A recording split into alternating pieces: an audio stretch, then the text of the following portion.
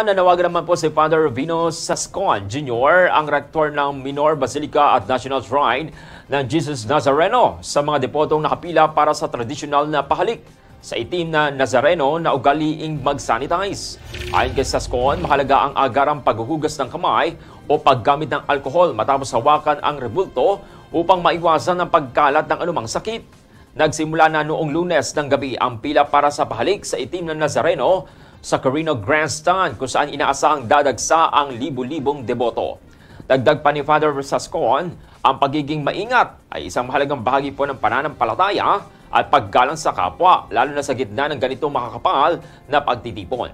Patuloy naman po na pinaalalahanan ang publiko na magdala ng sariling alcohol o hand sanitizer at sumunod sa mga alintuntuning pangkalusugan upang masiguro ang ligtas at maayos na pagdiriwang ng pista ng itim na Nazareno.